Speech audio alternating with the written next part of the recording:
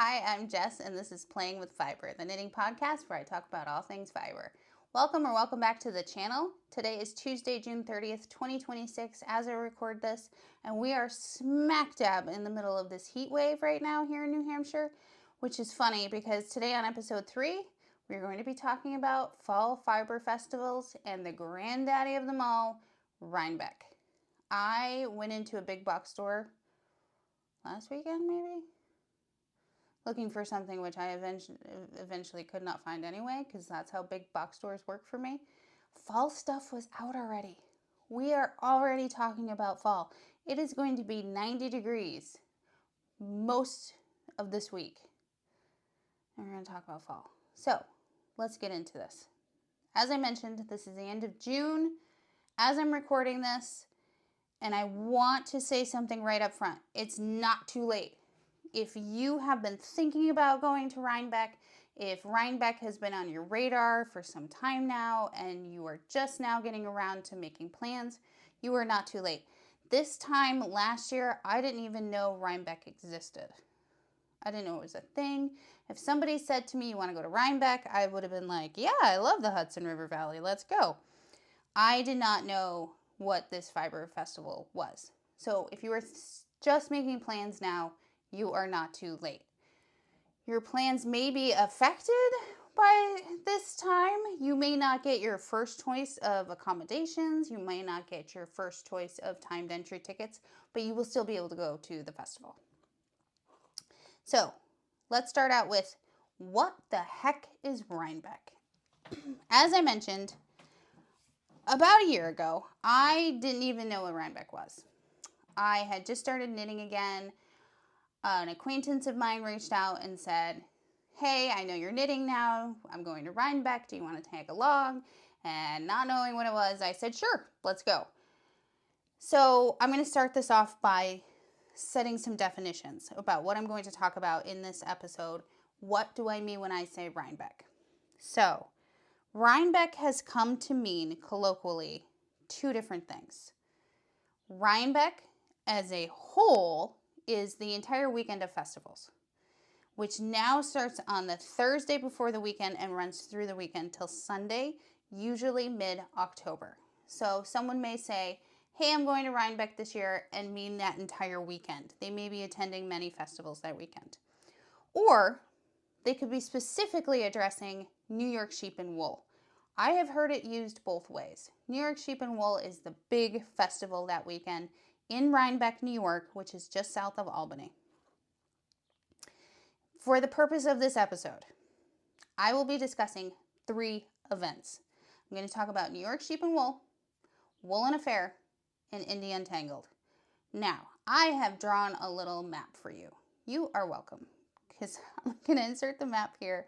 It is beautiful. If this knitting podcast thing doesn't work out, I definitely have a future in cartography. So let's go to the map.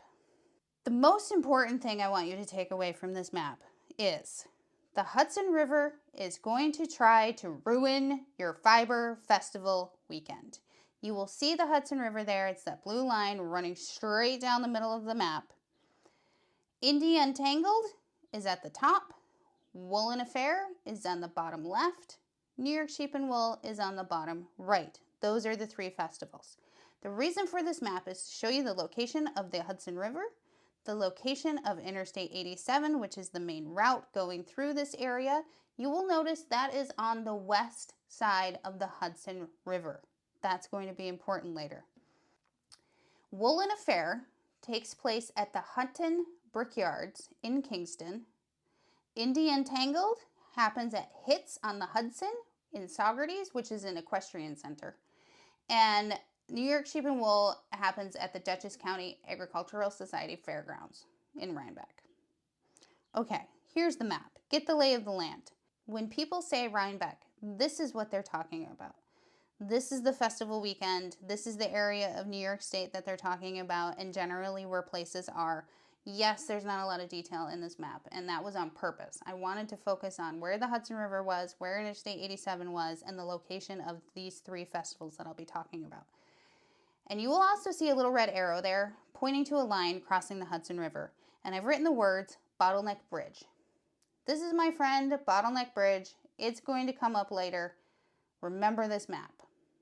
All right, let's get into logistics. So this first part of this episode, we're going to be talking about getting to and staying at Rhinebeck. So let's talk about getting there. I'm in New England. I drove last year. It was a little less than a 4-hour drive. I went to college in Albany, New York. Again, I'm from Western New York. I got as far away from home as I could and still have in-state tuition. I went to Albany. Beautiful. Love Albany. I will say Albany's beautiful. It's a weird town because it's a government town. So it kind of empties out on the weekends. Had a great time there. But I drove because I'm very familiar with this area.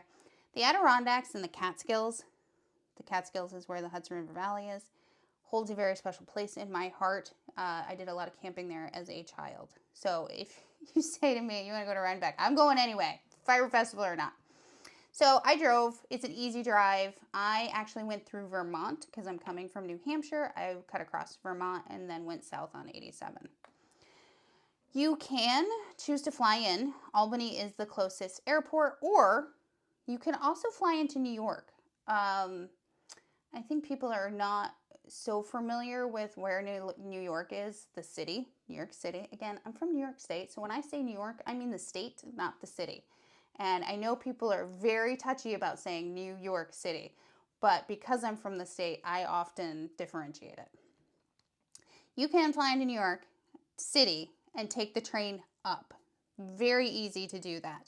So if you're next to a major airport that has a nonstop cheap flight to New York, that could be an option for you to fly into New York and get the train and take it up to Rhinebeck. There is a train station in Rhinebeck. When you're going on the Amtrak website, you will look for Rhinecliff. That's the name of the train station. I'm going to talk about the train station because I ended up going to the train station last year when I was at Rhinebeck, and I want to talk about it because I could not find information about this train station a year ago, and I understand it's been undergoing some construction, so your mileage may vary. This information that I'm about to share may already be out of date. I don't know, but I need to share it because it's very confusing, and I couldn't find anywhere online that talked about it.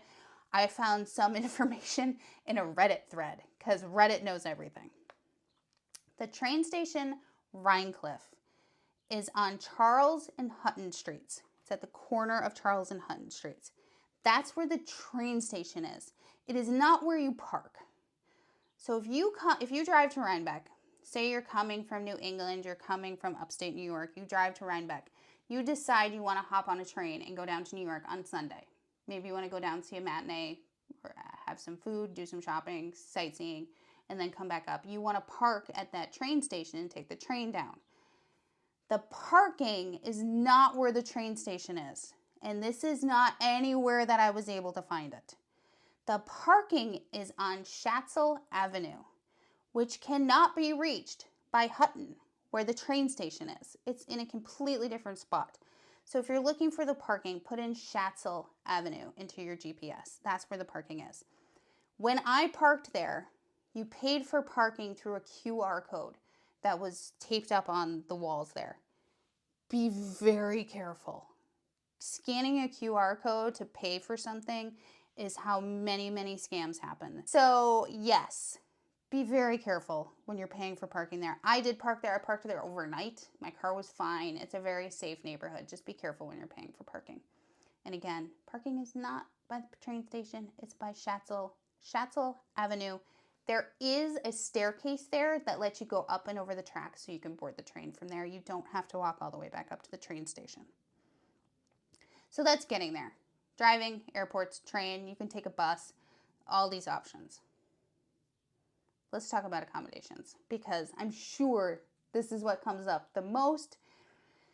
If you've considered Rhinebeck and you've searched Rhinebeck hotels, you may have noticed that no hotels come up. Rhinebeck itself, where New York sheep and wool happens, and when people say Rhinebeck, they're talking about a very small town. There's one main street and there's an intersection there. There is, however, a candy store there called Samuel's Sweet Shop, which is co-owned by Paul Rudd, Ant-Man. Worth checking out. Don't sleep on Rhinebeck. It is very small though, so you may see a lot of B&Bs, little inns that are already booked up. People have been doing Rhinebeck for years and years and years, stay at the same places, and they book a year in advance. So usually those Rhinebeck B&Bs and inns are booked well in advance. Don't despair. The town you want to look for is Kingston, which, if you go back to my map, is across the river. So this is where my friend, the Bottleneck Bridge, starts coming into play. That is the only bridge in the area crossing the Hudson. And everybody's going to be going across that bridge. If you can figure out a way to stay on the east side of the Hudson River, you will be golden to avoid that bridge. That being said, I was amazed at how well traffic was handled for New York Sheep and Wool. Whoever the transit authority is in that area of the state, they did a really good job of directing traffic so that it kept flowing. I am that person who will not go somewhere if I don't know the parking situation. I had no problems driving here. You just have to pack your patience pants. Know that you're going to get stuck on that bridge. Everybody else is stuck on that bridge. Make a plan for it. Bring your coffee. Leave early. Give yourself plenty of time to get to Sheep and Wool. Even sitting on that bridge, we got to Sheep and Wool at gate open. Plenty of parking, no problems. Just be patient. But if you can stay on the east side of the river, that's a boon. Otherwise, you can look in Kingston for hotels. That's where you're going to find your big hotel chains like Holiday Inn, Quality Inn, those sorts of things. Consider staying away from the crowds, though. When I booked last year, I booked my hotel either in August or September last year. I ended up staying at the Holiday Inn in Saugerties, which had just been renovated. It was beautiful. And there were tons of festival goers there. So in the morning, I went down to the lobby for the free breakfast. You just saw a sea of ooey gooey sweaters. Everybody had on their ooey gooey sweaters to go to Rhinebeck. If you're not familiar with ooey gooey, the ooey gooey sweater is a design by Andrea Mowry. They take a big picture on the hill at New York Sheep and Wool of everybody wearing their ooey gooey sweaters.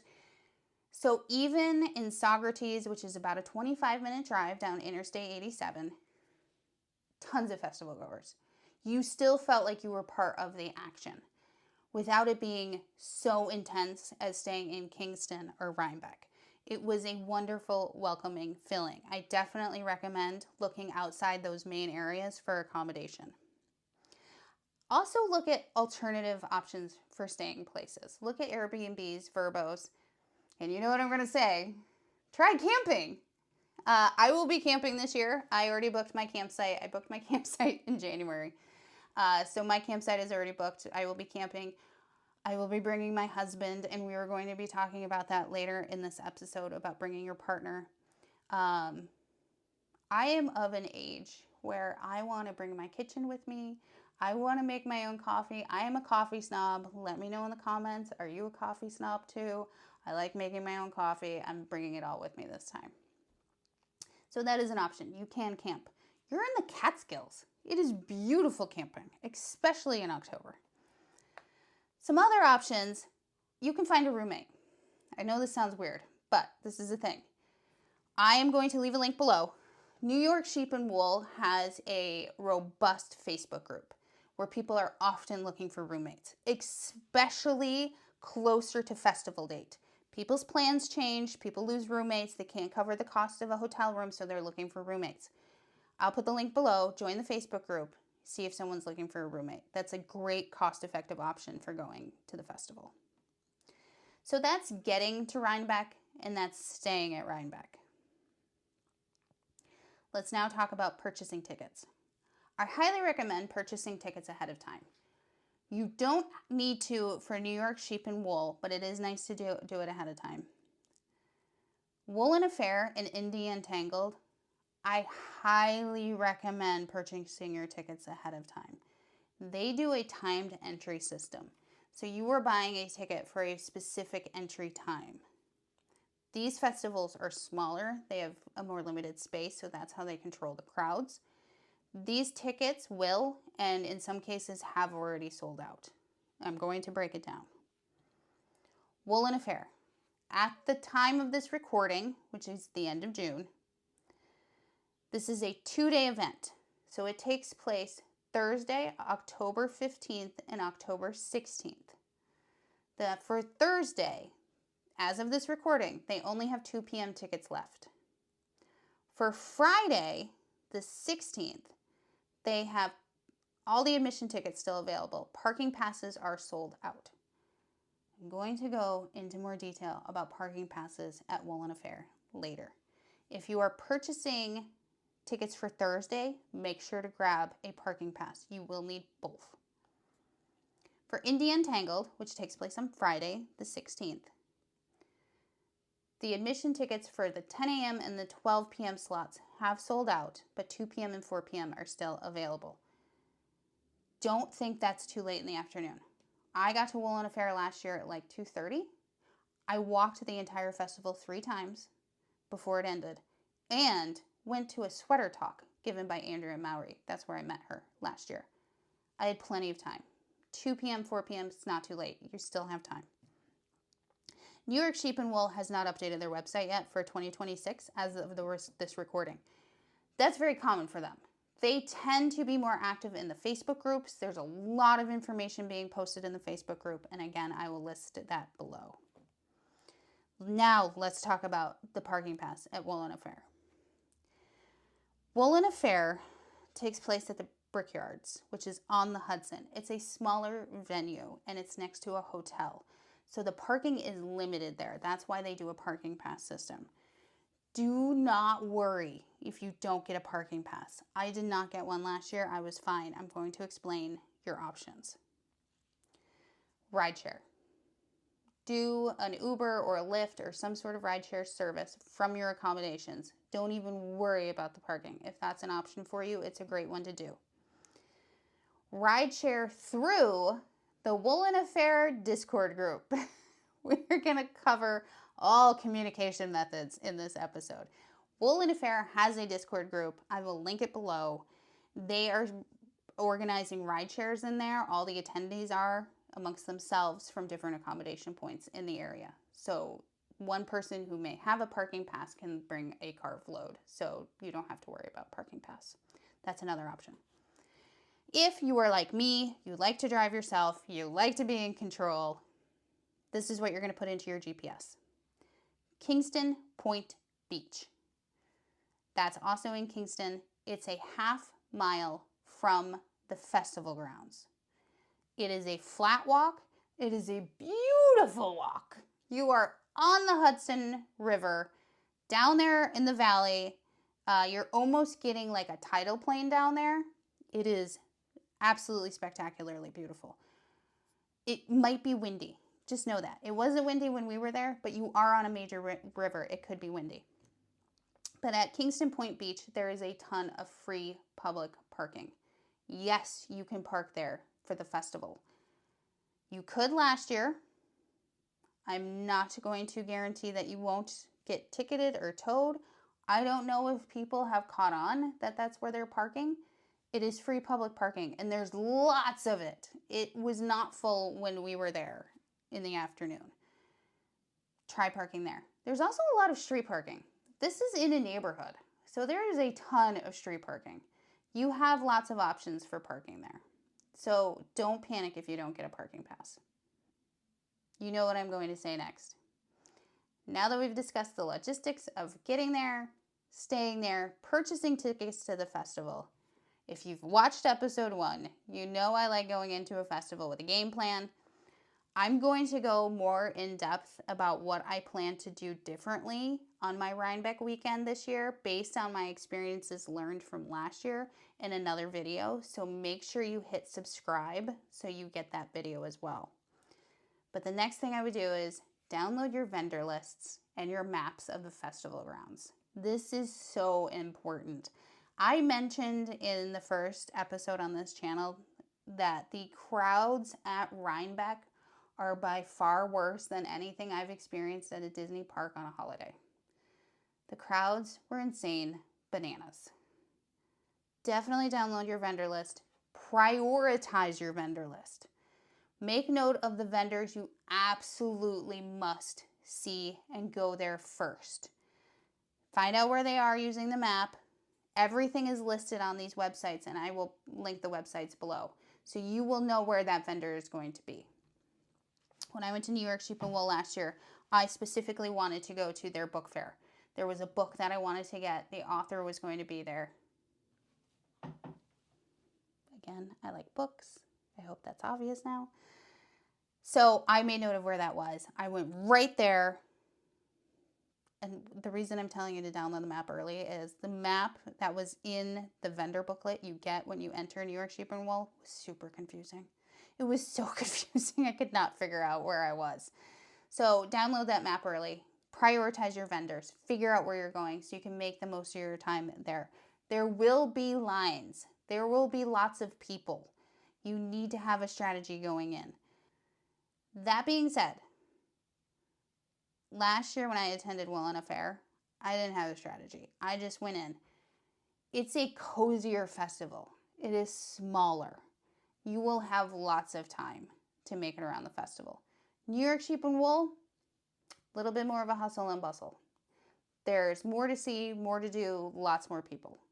Keep that in mind when you're planning your strategy for each festival.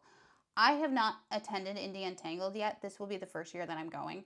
So I will definitely have a debrief of that festival after I attend. Workshops. Make sure you register for workshops now. As of the recording of this video, New York Sheep and Wool is still finalizing their workshops. They said in their Facebook group that it should be finalized by July 1st, and they should be opening registration by mid-July. So make sure you're in that Facebook group, sign up for their mailing list to know when workshops open. They do sell out fast. There's a lot of people attending New York Sheep and Wool, a lot of people trying to get into those workshops.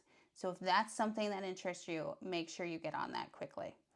Wool and Fair had several talks throughout the day. They didn't require registration, but you did have to plan your time accordingly to make sure that you could make it. I walked into the Andrea Mowry talk. I didn't know she was speaking that day. I didn't know who she was at that point. I was able to just walk in, and she gave an amazing demonstration, learned a lot. Wool and Fair is much more relaxed if you haven't caught on to that yet. It is a much more relaxed environment, beautiful location. It's where I did most of my purchasing. I feel like New York Sheep and Wool was much more of a learning experience for me. And this year I will be doing it differently. Again, subscribe so you can get that episode when I go into depth talking about that. The next thing I'm going to say sounds weird, but trust me, you're going to want to do this. If you have any inkling at all that you might want to purchase merchandise, because yes, all of the festivals have merchandise, pre-order your merch.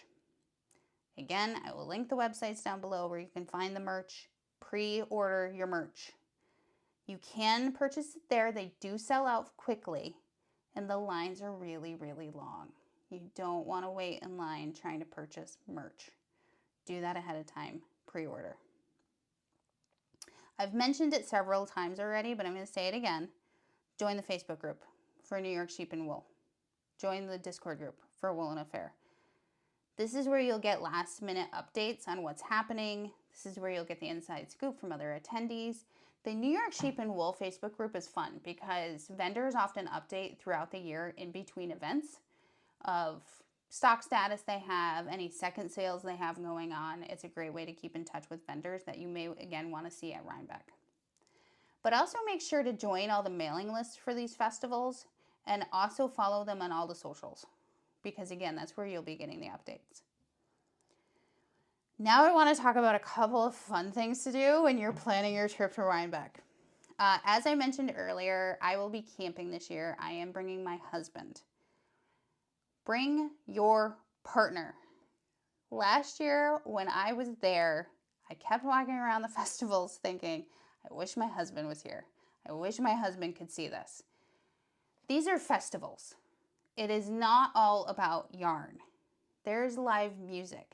There is unbelievable food. I'm not a foodie. I'm not a foodie at all. The food trucks at Wool and Fair were next level. They were so fun. The Hudson River Valley is beautiful. Have I said that enough times in this episode? The Catskills in the fall are beautiful. Bring your partner. Share this incredible experience with them. They don't have to like yarn at all. There is so much to do. There are partner meetups. If you get abandoned by your yarn-loving partner, there's a place for you to go. There are meetups for you. There are events for you. This is a really inclusive event. So please bring your partner. It will be fun. I promise. And I'm going to end on my favorite part. I've already mentioned camping. So what's the next thing I'm going to mention? It's probably something to do with a dog. Woolen Affair is dog friendly. You can bring your well-behaved, leashed dog. I will be bringing my dogs. As I've mentioned several times in this video, my dogs are very, very old. They are ancient. They will be 14 years old in 5 weeks. They ride in a wagon now when we do these big festivals. They're extremely cute. They bring a lot of joy to other people. That's why I will be bringing them.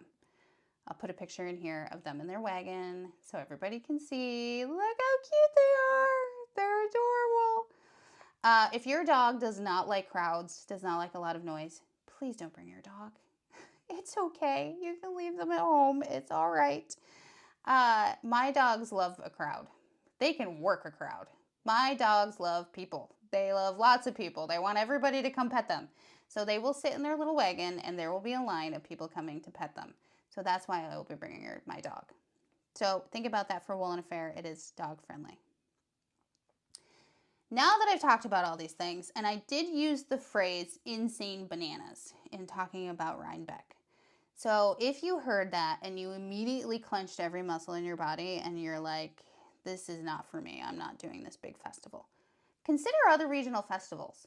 The fall is a prime time for fiber festivals. So I want to mention 2 here. Vermont Sheep and Wool is the weekend before Rhinebeck. That's in Tunbridge, Vermont, the Tunbridge Fairgrounds. It's October 3rd and 4th this year. It's a great festival. It's a well-attended festival. It's not the size of Rhinebeck, but you're still going to get the quality of fiber that you would at a Rhinebeck festival. The other festival I want to mention is the Fiber Festival of New England. That's November 7th and 8th at the Big E in West Springfield, Mass. The Big E is a huge fairgrounds. Again, this is not going to be the size of Rhinebeck, but it's going to be pretty big. But you're not going to get that chaos of the entire Rhinebeck weekend from Thursday to Sunday. So you may consider attending a smaller regional festival like that. That is what I have to share about the logistics of getting there and attending the festivals. Again, I'm going to do an episode next week on what my strategy is going to be for the festivals based on what I learned last year at Rhinebeck and also based on how I've evolved as a knitter over the past year. That's going to change how I approach these festivals next fall, and I'm going to talk about it in next week's episode. So be sure to hit subscribe so you get that episode. But now I want you to share your experience at these fiber festivals. Have you been to Rhinebeck? Do you have something to add here that would help other new goers going to these festivals? Put it in the comments. What are some other regional fall festivals that you want to give a shout out to? Put that in the comments. As always, this is a brand new channel, so please like, comment, and subscribe. Do all of the things. It tells YouTube that what I'm doing on here is good and they will serve my videos to other viewers. That helps my channel grow, so I can't tell you how much your support really means to me. Be sure to subscribe to get next week's episode where I'm going to go more in-depth into these fall festivals and what I will be doing differently this year based on my experience from last year. Make sure to hit subscribe and hit that notification bell so you don't miss it. As always, thanks for listening while I spun a good yarn, and I hope to see you next week.